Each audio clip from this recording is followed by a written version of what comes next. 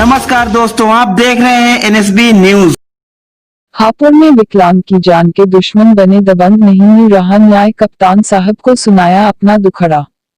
मामला कहीं दूर का नहीं है, हापुड़ के थाना धौलाना क्षेत्र के मोहल्ला भटानिया का है, जहां एक विकलांग व्यक्ति काफी समय से अपने परिवार का जीवन यापन कर रहा है। इतना ही नहीं, मोबाइल के कवर आदि बेचने की दुकान करता है। सबसे पहली बात तो गरीब, दूसरी बात विकलांग और तीसरी बात अपने परिवार का एक छोटी सी दुकान कर पालन पोषण कर रहा है। लेकिन गरीब की दुकान के सामने दबंग लोगों की मार्केट और घर बना हुआ है। 20 दिन पहले विकलांग व्यक्ति को सबके सामने सड़क पर दबंगों ने बुरी तरह पीटा था, जिसकी रोने चीखने की आवाज सुनकर विकलांग व्यक्ति की पत्नी भी अपने छोटे छोटे मासूम बच्चों को लेकर वहां पर दौड़कर आ गई। जब पीड़ित की पत्नी ने अपने विकलांग पति का विरोध किया तो दबंगों ने पत्नी को भी नहीं बख्शा, सड़क पर गिराकर धक्के मारते हुए गर्दन पर पैर रख दिया और तमंचा निकालकर जान से मारने की धमकी दे डाली तथा बुरी तरह पीटकर जान से मारने का प्रयास किया। अपनी मां को पीटते देख 11 साल की मासूम बच्ची बीच भी आ गई। दबंगों को बच्ची पर भी रहम नहीं आया, बच्ची को भी बुरी तरह पीटा। अफसोस की बात तो यह है, सड़क पर गरीब परिवार को पिटते हुए देख दबंगों के बीच में बचाने कोई नहीं आया।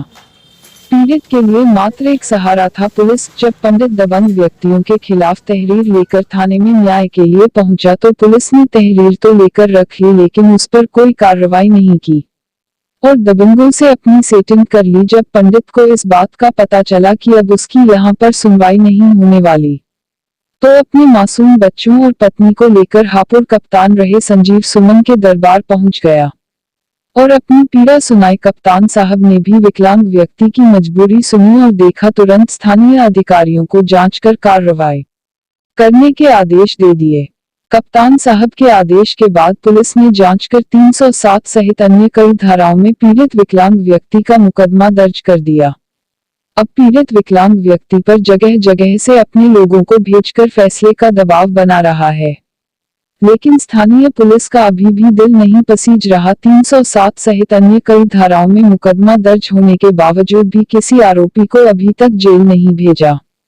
अब नए कप्तान नीरज कुमार जादौन को दुखड़ा सुनाने पहुंचा। पीड़ित विकलांग आरोपियों को गिरफ्तार करने की लगाई गुहार। कप्तान साहब ने विकलांग व्यक्ति की सुनी पीड़ा, जल्द होगी आरोपियों की गिरफ्तारी। आपके परिवार के साथ में मेरी लड़की बाहर खेल रही थी तो उसकी यह जो मूला का देवता जो है वो मारपीट करके चला गया। मैं उसको लेके गई उसके घर कहने के लिए, तो उन्होंने मेरे साथ मारपीट कर दी। मेरी लड़की भी मारी, मैं भी मारी और मेरी गर्दन पे पैर रख के और धमकी देने लगा कि बंदूक ला रहा है, निकाल के ला रहा हूँ, अभी मारूंगा, तेरा खेल नहीं उठाए दूँ। ये फिर और जो है उसके रिश्तेदार उन्होंने बोला कि भैया लड़की की शादी है, इस बात को अभी यहीं दवा दे। फिर मेरे को मारपीट के बाहर धक्के देते ले आए। फिर हम हापुड़ भी गए, यहाँ मेरी कार्रवाई कुछ नहीं हुई। मेरा विकलांग पति है तो मैं हापुड़ गई, मेरी यहाँ सुनवाई कुछ नहीं हुई। अब क्या कह रहे हैं वो लोग? मुकदमा आपका दर्ज हो गया है थाने में, अब क्या है? अब तो बस पीछे से कुछ नहीं कह रहे, पीछे से दबाव डलवा रहे हैं कि फैसला कर लो, फैसला कर लो, लेकिन हम फैसला करना नहीं चाहते।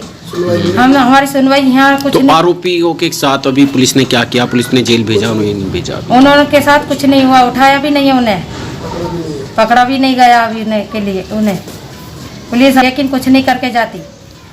भैया जी क्या नाम है आपका? मेरा नाम साहब महेश है जी।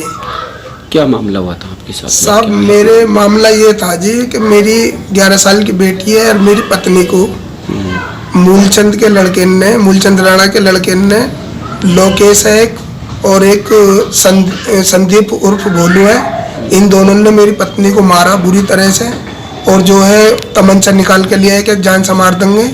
इस तरीके से बहुत घटना हुई। मैं थाने गया साहब, मेरी कोई सुनवाई नहीं हुई। मैडम लेडीज डैशबोर्ड पर पहुंचा मैं, तो वहाँ पूछताछ करने के बाद में कहने लगी मैडम के लिखवा के लेके आओ।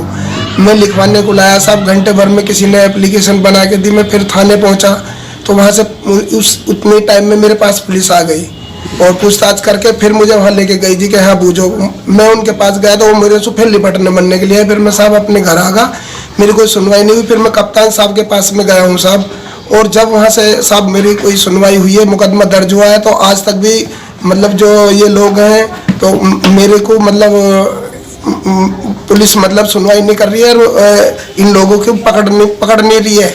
और ये मुझे आंख दिखा रहे हैं, डरा रहे हैं, धमका रहे हैं। और लोग आ रहे हैं मेरे पास में दबाव में कि फैसला कर ले, तुझे पैसे दिवा देंगे। साहब मुझे पैसा नहीं लेना, 1 रुपया भी नहीं चाहिए, लेकिन मुझे कानूनी कार्रवाई चाहिए।